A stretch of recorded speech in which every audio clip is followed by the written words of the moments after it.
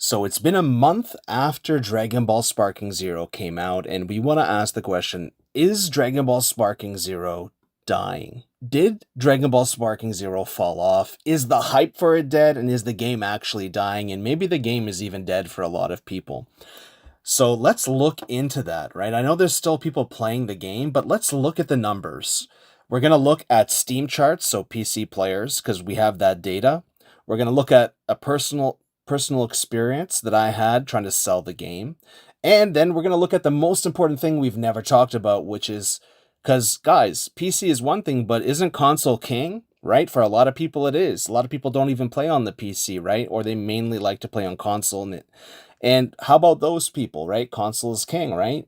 Potentially. Well, we actually have PlayStation numbers at some level that we can get some data from. So let's go to the Steam numbers. We haven't visited them in a while. So 4 days ago, right? I made this video saying Dragon Ball Sparking Zero is dead after 2 weeks, but then I explained it, right? People didn't like this video, but let's look at it. Let's look at the question. We rephrase the question. We're trying to be a little bit more fair here because I actually don't want the game to die. I don't want, I want the game to be the best that it can be, but I also want you guys to have the most amount of money in your pocket. I also want every game that comes out to be worth the money that you spend. If you spend $100, I don't want the game a month later to only be worth $60, right? Because, like, I know you guys are like thinking, what, $100? Like, here in Canada, our money's not worth as much, so it's like it was 101.65, so I just say $102, right? Or $100 is what the base version, like the deluxe version, costs. The ultimate or unlimited edition is 150. Okay, so I didn't get that. A lot of people have buyer's remorse for the unlimited or ultimate edition, and that's sad. But anyways, let's look at this. It was 18,900. So let's just say 19,000, right? That was the average people playing 4 days ago, and the peak was 120,000.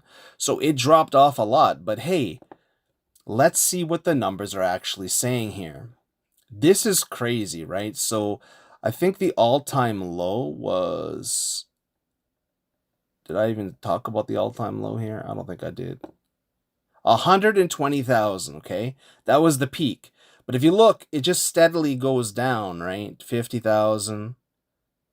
I don't know what happened here. 50,000, 30,000, 50,000, 15,000, all the way down to 9,000, 20,000, blah, blah, blah, blah, blah. And here is crazy. Here's the number, right? Like, let me show you. We'll go down here.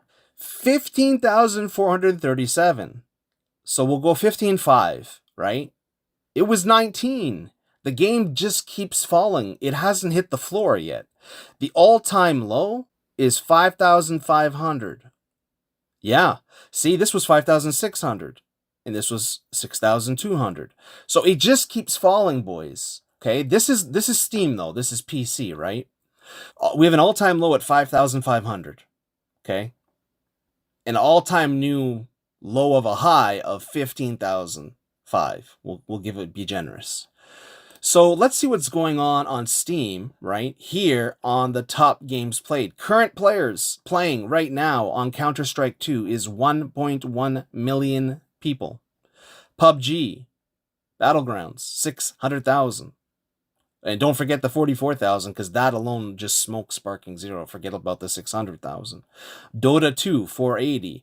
Banana, 433. Apex, 206. It's a pretty old game.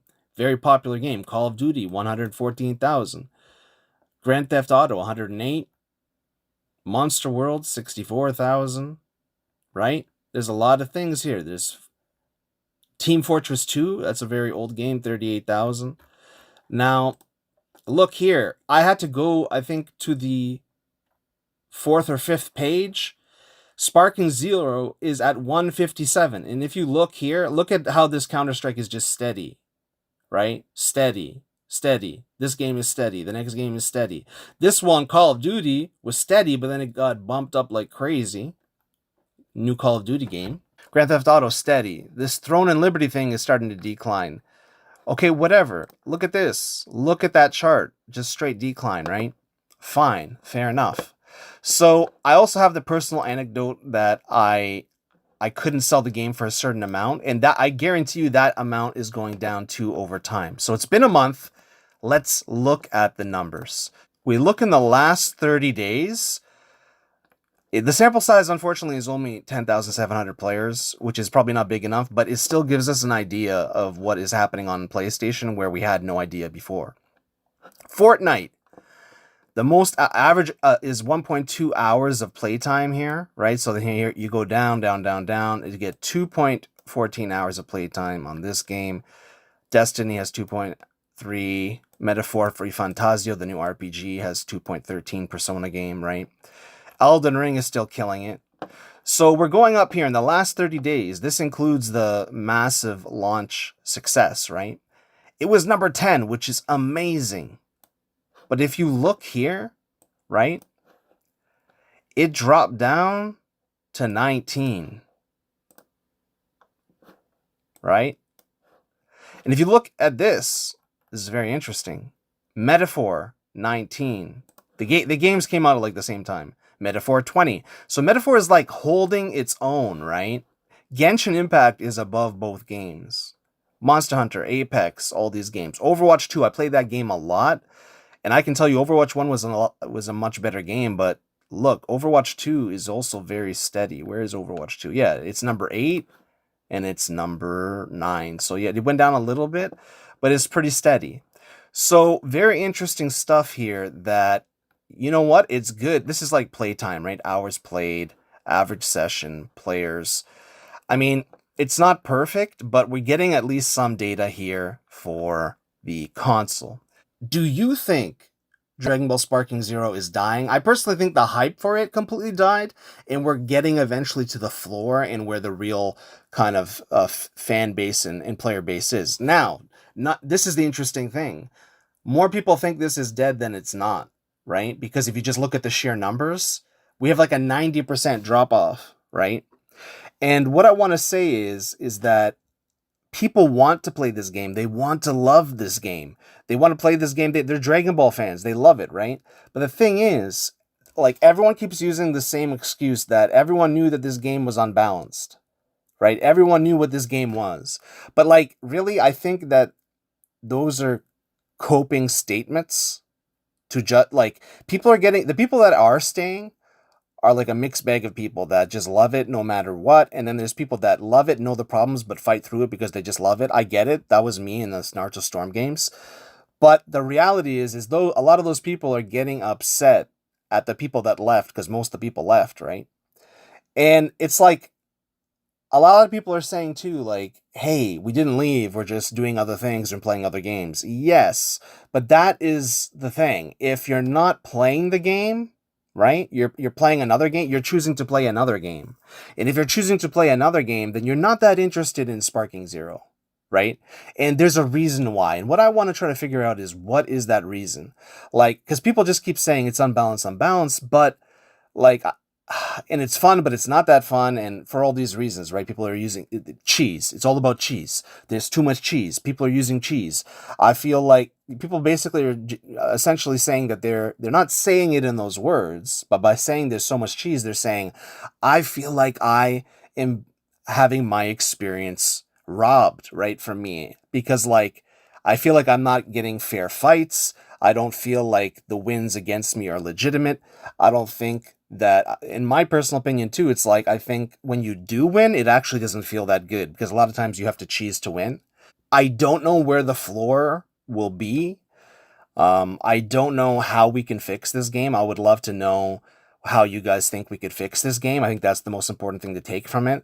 And the problem is that the people that are staying, a lot of them are saying, no, don't patch it. You'll ruin it. It's perfect the way it is. It's a 10 out of 10 game. So we have this overwhelming majority of people that played the game saying, this game is not a 10 out of 10. It's not a 9 out of 10. It's not an 8 out of 10. It's somewhere between like, a 7.9 or 7.8 and like a 6 in reality, right? It's not really a D. I would never give the game a D, but it's also unfinished. There's a lot of issues with it. The online is better than a lot of other anime games, but it's still not up to standard for a professional game. Like a lot of those first-person shooter games. There's not, like, those first-person shooter games, you wouldn't be able to play them right? There wouldn't be so many people playing them if it didn't have flawless online for the most part. Overwatch, I can speak for Overwatch 2. I can't speak for the other ones, but I would imagine it's the same way. Overwatch 2 is flawless online for the most part. So it has that going for it, right? And it is balanced for the most part. Now, I get not being balanced, but the game also has, if it's not balanced, that means that it has to compensate somewhere and it has to have a ton of fun, right? Like it has to be super fun. Thing is, a lot of people that are leaving are saying it's not that fun. It's kind of boring and it's kind of dry. And not just kind of, they're really getting to that point where it's like, whoa, this is actually boring and it's dry. And that's regardless if you win or you don't win. Because a lot of people don't want to have to do all the cheese to win. They don't want to after image. They don't want to do the sparking. They don't want to do Dr. Wheelo, dash spams and use all the super armors of giants and stuff like that. And the baby ape and all that, the golden ape. I think it has like 1,000 defense. Everything has different stat products, right? So like, there's a lot of characters with high stat products like SSJ4 Gogeta. Like a lot of people don't want to necessarily want to use those characters, or they get upset because they actually like those characters, even though people tell them that there is no fans of those characters, which is crazy. I'm totally a fan of SSJ4 Gogeta, but I'm playing Videl mostly because I'm trying to get that boxing hands experience where we're actually comboing, but the game does everything in its power to not have you combo. There's so many get out of jail free cards, and there's so many easy ways to do a counter, like the perception counter.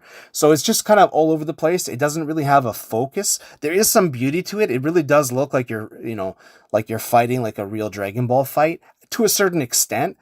Like it looks like it, but it doesn't, in my opinion, really feel like it.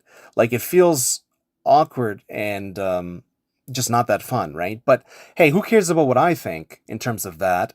It's more like, why are people leaving, right? And why is the game not worth as much money as it was before?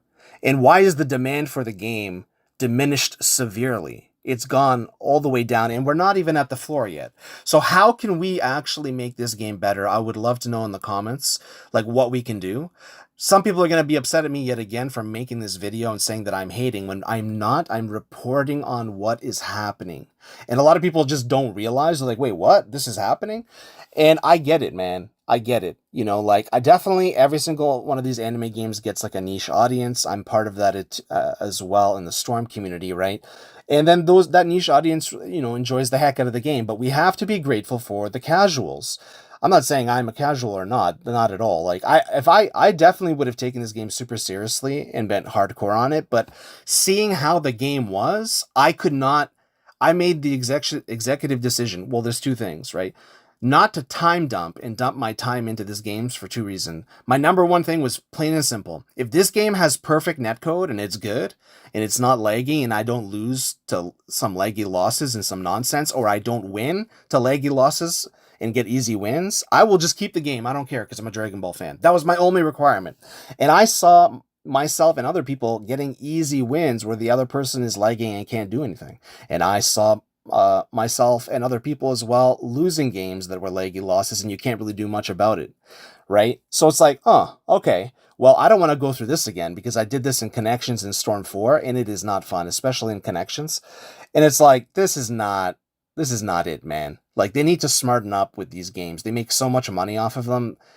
And it is what it is. So the other aspect is I looked at the mechanics. Like I mastered the mechanics in all the Storm games on a super high level, most than other people, right? I didn't see the potential as it is in Dragon Ball Sparking Zero. That may change down the line, but I don't think it's a matter of, hey, we just haven't figured out all the tech yet. That's not what it is, in my opinion. I look at it and I look at something that is very boring, in my opinion. So a good example is I'm just comparing the graphics. The graphics of Dragon Ball Fighters, right, is, yes, I know it's a 2D game and it's 3D game. That has nothing to do with it. In fact, the 3D aspect of traversing the 3D environment and flying around does look cool, but it doesn't feel good. It feels janky and it feels kind of rigid, right? Even the fighting and a lot of stuff feels rigid. The key blasts need balancing, and the whole system like that needs balancing, as well as the risk and reward for counters and skill points needs balancing. Like there's a lot of things that needs balancing, But that's the thing. You say these things. I have like very in detailed points. I could make another video, but you say these things and people get so mad because they think that you don't change it, you'll ruin it. But the game really does look like it needs some help, right? Even just a few tweaks here and there could go a long way. So for me, it's one, the online experience and the netcode, and then two, it's the actual mechanics, the satisfaction of them, the personal agency and the player expression. There isn't a lot of player expression, and I showed that clip of Zenitsu in Demon Slayer and how cool it was to kind of like have that wavy movement where you're going backwards, forwards while blocking, and then boom, you bait them into a counter. It was the sickest, coolest thing. There's really no moments like that in Dragon Ball Sparking that I've seen anyone do, and I haven't been able to do anything like that either. So it's like I just feel like it's not, I don't know. I feel like 17 years was a long time to wait for something, and that perhaps, yes, it's a great game for some people, but in the modern current climate, it's having a lot of issues clashing with the competition and clashing with the expectations of gamers and the modern gamers in the player base. But what do you guys think? How can we make the game better? And why do you think that basically Dragon Ball Sparking Zero has fallen off and it's the hype for it has died and it's dying? So like, how can we save this game and what's going on here, right? Anyways, thanks so much for watching. I appreciate all of you. Make sure to comment, like, share, and all the best. I hope you have a fantastic day, an amazing day. If not, I hope it gets better for you soon.